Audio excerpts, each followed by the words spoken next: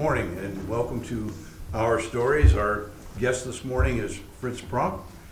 And Frits is here to tell a story about the impact of World War II on his life. So, Frits, you want to start?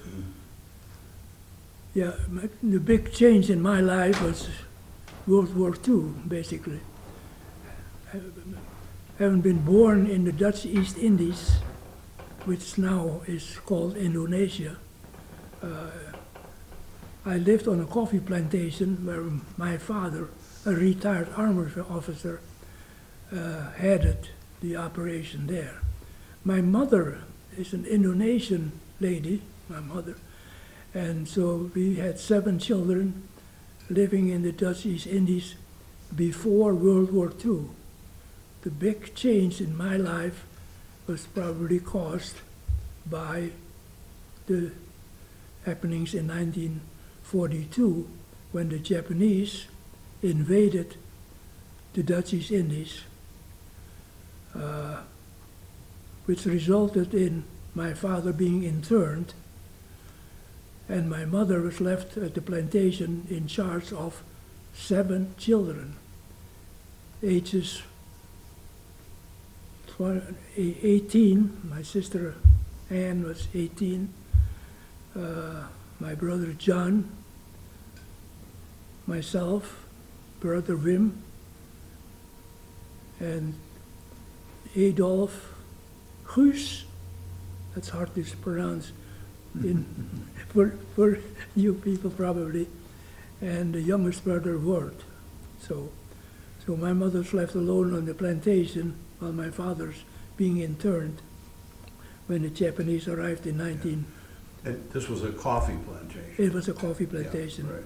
which my father started after he retired from the military. Right. This all happened in the end of 1941 and ended really in 1942. Right. So the Japanese arrived in 1942, and they interned most of the Dutch people right away. The military first, of course, they were prisoners of war, and then my father got also interned, and so my mother's left alone at the plantation Sure. with the 7 children. My sister Anne moved shortly after that to the city to live with, and it ended up her mother-in-law, whose son was also already interned. And we always wondered why my mother sent my sister to live in the city, but we found out pretty quick why, because our plantation was taken over by the Japanese, and my mother apparently noticed the eyes of the Japanese when he was taken over the business of the... So basically for her protection then, she My was mother sent sent to the her city away. so that she wouldn't become a victim of Any possible... Japanese soldiers who, Yeah. yeah, okay. But the rest of you were able to stay together until you and your brother wound up interned, right? Right. I do remember how hard it was for my mother. Suddenly my father's interned, and there was no money handy, partly because she couldn't get to the bank. The bank money was frozen because it was Dutch money, so the Japanese froze that, so she couldn't get any money out of the bank. So she started to make charcoal. And lucky enough, when my father started when my mother and father, I got started the plantation, they also planted some, besides the coffee trees, the little coffee trees, they also planted some shade trees because they needed some shade where they were small trees. Right.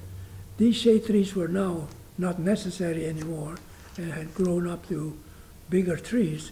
So we were able to cut those trees down and make charcoal and sell that at the local market. So there was some money coming in that way. So then when was it that you and your brother went into internment? In 43, 43? a year later, Yeah. more than a year later. So now your mom is still running the plantation? Still running a But plantation. with less help? Well, Because you guys are... I'm not sure how much help we were, except that I remember keeping the books. You kept the book? Somehow, Okay. All right. somehow I always ended up keeping the books. I don't know. That was your But early training It was my early in training. finance? Okay. Yeah. When were you guys released then? On August the 22nd, because that's a date that stated, we were informed by the Japanese that the war was over and that we could leave Yeah. if we wanted to. So now where's your dad at this point? My father passed away in 1944. He So died. while he was in internment? Internment camp, he died, He yeah, died, in yeah. September 44. Yeah. But by that time, the Indonesians, the Japanese informed us the war was over and we could go home, which we did in days because many people could not go home or did not know where home was anymore Mm. because they were interned, their family was interned, and they were separated Right. to internment, and even some of their children were interned separately. Mm. So, but So you guys were lucky enough that we your were lucky, family we were was able to... able to go back. Yeah, We went back to the plantation, yeah. and then my my brother-in-law went back to, with his father Yeah. and his brother, to the city where they live in. They were living in the city. And so they got back together, I guess. October 1, we were again then interned. Some people were interned by the Indonesians. My brother-in-law were taken to one of their headquarters and accused of something that was anti-Indonesia. Right. They had put up slogans which basically said the Republic Indonesian should be honored. Right. So now the fighting that's going on and the internment and stuff is not part of World War II. No, it's This is part of the Indonesians wanting their independence. From the Netherlands. Yeah, okay. yeah. Then later on, they'd start picking up all the Dutch people again, just like the Japanese had done 3 years before, Yeah. and put them in internal camps. Mm. So we were put in an internal camp too, Yeah. and served another year to October 46 in an Indonesian camp.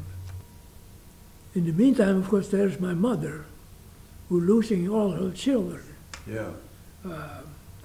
So I saw my mother, the last time I saw my mother was in October 1945. As a matter of fact, I was already interned by the Indonesians at that time, but somehow we were able to sneak out one night Yeah. there, and visit with her. Yeah. She happened to be in the city that night, Mm. so we saw her there, and so that's the last time I saw my mother. Well, Because then we got interned somewhere else, and then a year later we also went to Netherlands, yeah. because Indonesia by that time was kind of independent, Right. so on. Yeah. And So your mom winds up staying. staying at the plantation, and were any of you kids still there? So Yeah. the two younger boys were with my mother Okay. at that time. Yeah, so she basically So never. the older 5 kids are all The other gone. 5 kids Yeah. left, Yeah. and then all left for the Netherlands, basically. But those of you who went to the Netherlands, didn't all stay there. No. So the Netherlands is, the Netherlands is a small country Right. and had a big population. I think it's the size of the 1/3 of the state of Illinois. It gives you an idea how big it is. Mhm. I think about a 1/3 state of Illinois. And the population, I don't know what it is now, but at that time was 16 million people. Mhm. The Netherlands in particular too, there are a lot of people immigrated already from there, just, Sure. And so Canada, Australia, for the Dutch people, those were the places they usually went to, a mass immigration somehow or not.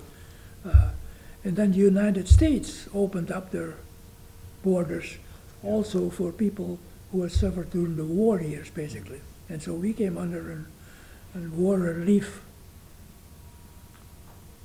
or pact or something like that.